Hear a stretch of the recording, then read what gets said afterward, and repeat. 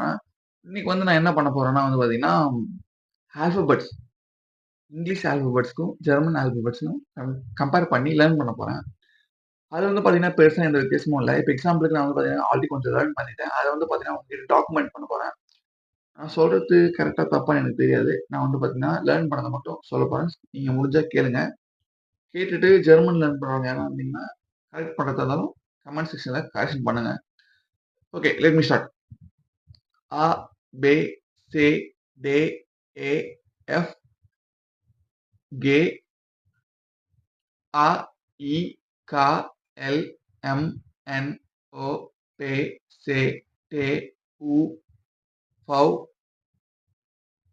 X, V, Y, Z. And வந்து பார்த்தீங்கன்னா, ஆல்ஃபபெட்ஸ்ல நம்ம 26 லெட்டர்ஸ் இருக்கும் இங்கிலீஷ்ல. அதே மாரி தான் ஜெர்மன்லயும் வந்து பார்த்தீங்கன்னா இருக்கும். பட் லிட்டில் ப்ரொனன்சியேஷன் மட்டும் மாறும்.